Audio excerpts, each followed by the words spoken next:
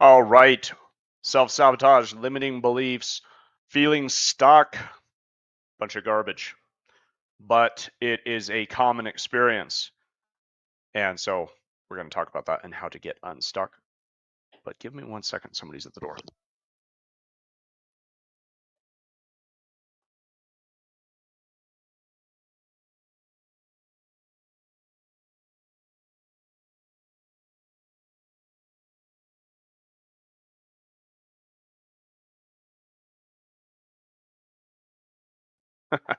So with that little interruption, right. So breaking free. Can you break free? Absolutely. Right. It's a common experience to have the self-sabotage, the limiting beliefs, to feel stuck in your life, your business, your money, your finances, right? Your relationships, etc. It just starts to compound. We've heard the term, how you do one thing is how you do everything. None of these things ride solo, right? They usually have a tag along. They usually start to affect multiple or all aspects of our life. We'll get to why in just a second. It's yeah. The where's it go? Oh yeah. And sorry, I'm just collecting my thoughts.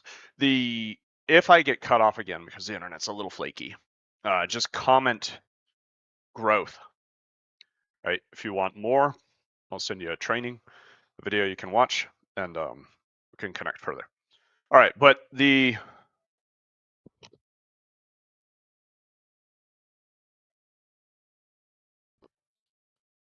here's the thing.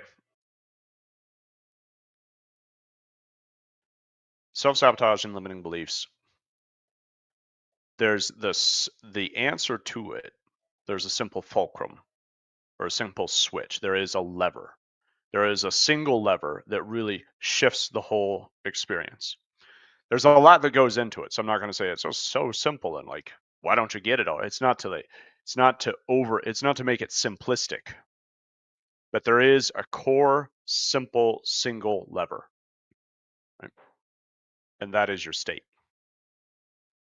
That's the self-image ultimately, right? Are you in an empowered state or are you in a stuck state? You cannot be in both at the same time. They cannot coexist with each other. They cannot compromise with each other. There is no freaking compromise. If you understand the word compromise means it is broken, right? You don't compromise a bridge. It's the most idiotic thing, especially when it comes to negotiation or communication, which if you're struggling in your communication with your spouse, right, a lot of times it's like, oh, you got to compromise. You got to meet in the middle. That's not what compromising is. You don't want to compromise bridge. It's like, you got these two cliffs and you want to build a bridge to connect the two. You don't compromise the freaking bridge because that means it'll break as soon as you put a load on it, right? As soon as people start driving across, it's going to break. It's idiotic. We don't compromise. You don't compromise with the stuck state. You don't compromise with the old narrative. You don't compromise with the old freaking story that has been keeping you stuck in a disempowered state. You end it, kill it off.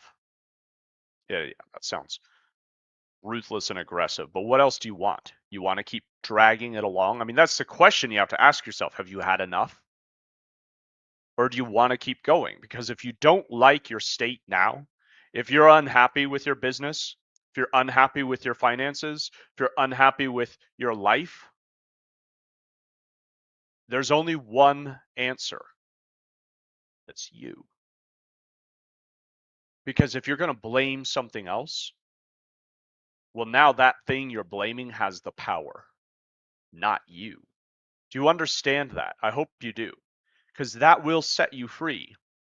But most of you that's going to trigger a lot of you. Because here's the thing I observe, especially in the self-development, personal growth space, in which I've been for years now, right? Fellow coaches, you guys are guilty of this, straight up. You guys disempower yourselves to some technique, like, or ideology. And you miss the whole damn point, which is the power is within you. But you give it to something else. And it's idiotic. Straight up. It's idiotic. I have no nice way to say this, right? Because why the hell would I?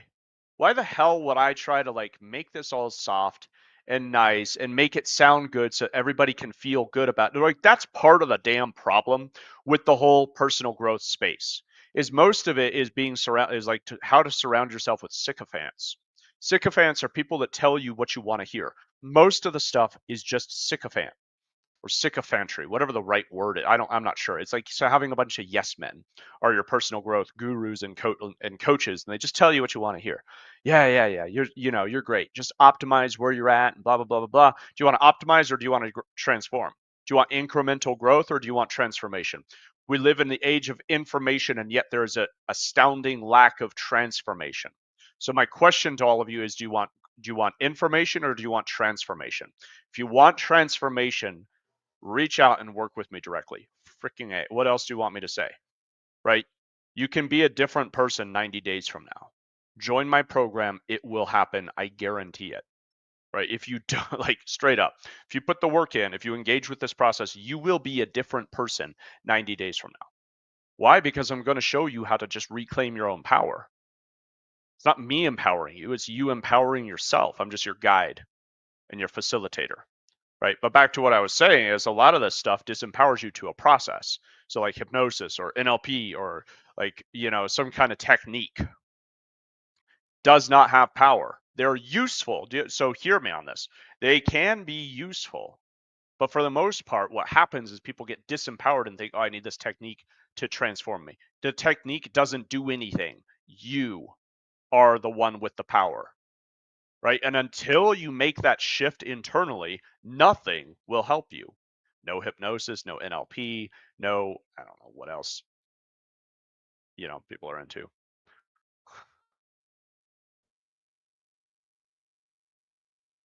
Pick your poison, right?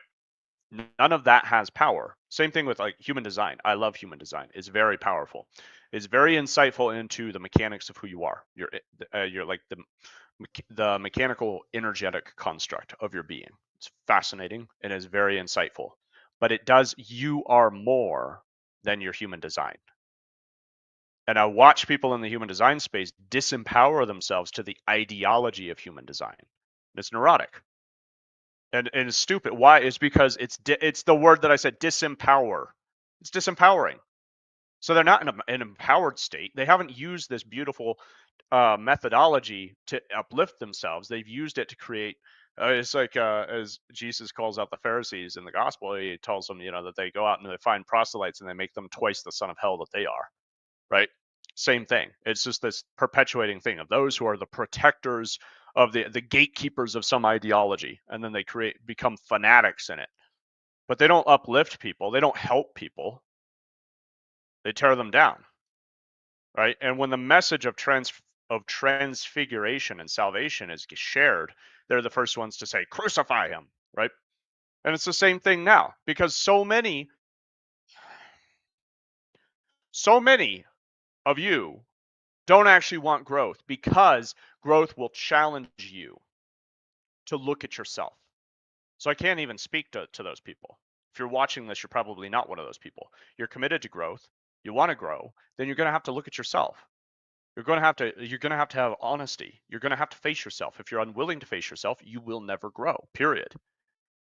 Right? And that's the problem with a lot of these things is they try to ignore the real work or avoid it or bypass it.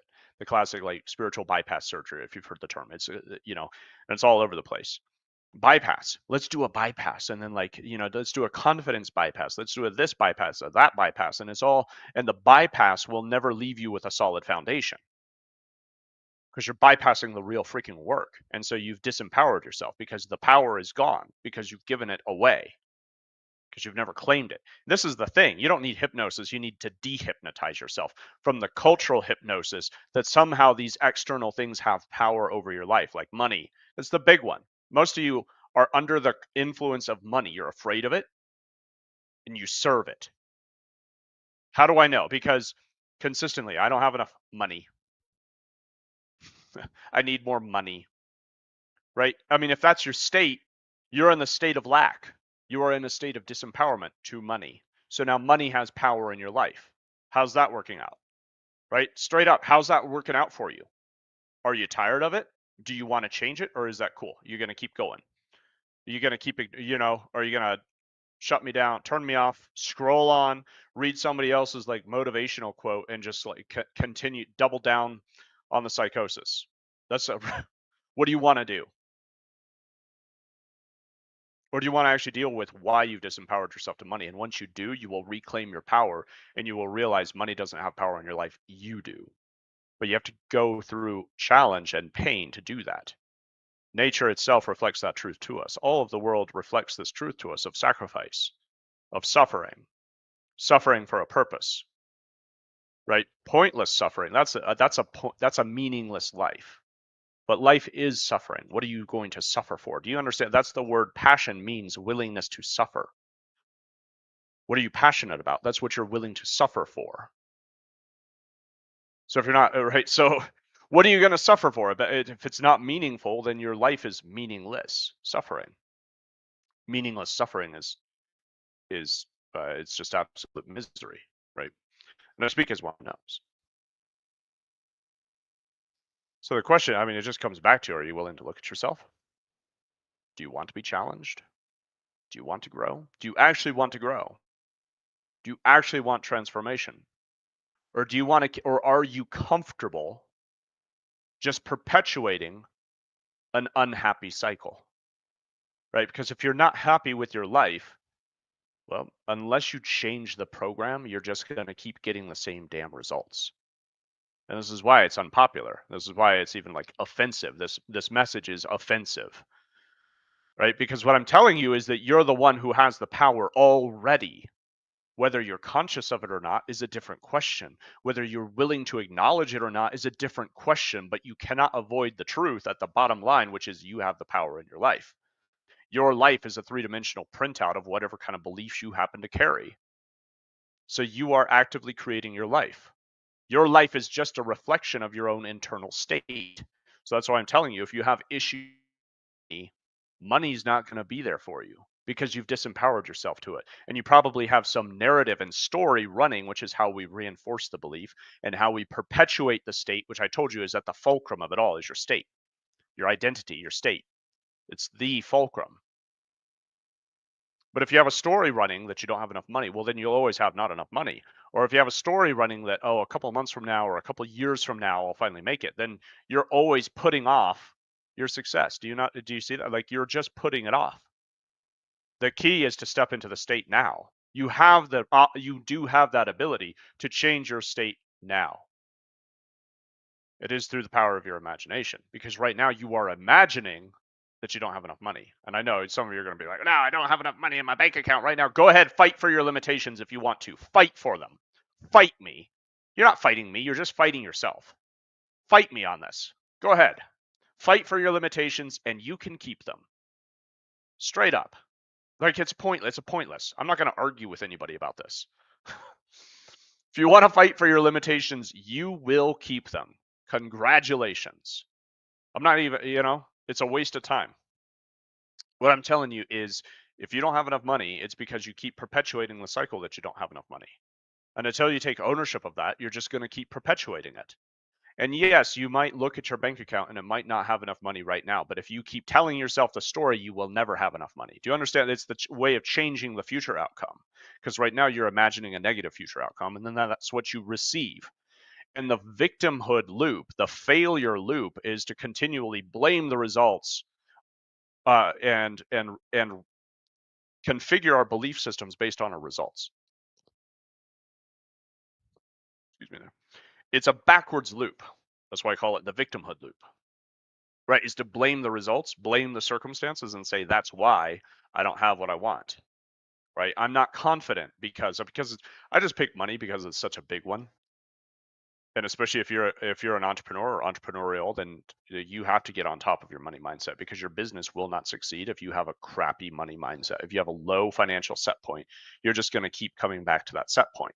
That's the bottom line. So your business cannot grow beyond your own limitation. You are the limitation. You are the limiting factor of your whole life. Do you choose to accept that? Because if you accept it, well, you can increase that limit. You can change that. If you reject that, then you'll just continue to perpetuate the same cycle. I know a few of you who just who's been that way for years, right? And what is it? Every time we talk, it's like, oh well, found this technique or found this thing, and it's always the same pattern. It's always the same script. It's always the same story of found some technique that's going to help me because the techniques have power, not you. Change it. Reclaim your authority. Reclaim your internal power. That's how you change your life when you choose to. But again, the problem is it's going to demand something of you. It's going to demand you to step up to a higher level, to be more than you are now, right? Which is what a lot of people say they want. That's what I'm saying. Is like there's actually very few who are willing to do what it takes. I don't know, to willing to have that honest self-awareness to grow. If you do, you can change your mindset. Absolutely. Because mindset is everything, as they say. Really is, because it's as we think, therefore that's how we are. Um, it's the cause of our life, because our thoughts lead to our feelings, which lead to our actions, which lead to our results. So when you can rewire, reprogram the way you think, you will change your life. But in order to do so, you have to have honest self-awareness and recognize, how are you thinking now that has gotten you the results that you don't want? And until you make that honest acknowledgement, you're never going to be able to break the cycle. So you want that training? It's a deeper dive into all of this and how that single functional shift can transform your whole life. Reach out to me, and straight, if you're just ready to dive in and actually change your mindset for real, all the way, then new coaching cohort is starting here soon. You should absolutely join that. If you're serious about your growth, if you're serious about becoming a different version of yourself, that means activating your potential, your real potential, so you can be a different version of yourself 90 days from now. Reach out to me. We can make that. Absolutely will happen. So the process is there, and it will draw out your potential, and it will restore you to a place of authority and confidence. But you got to put in the work. So do you really want it? What do you actually want? Well, look at your life. You have what you want. That's what it comes down to.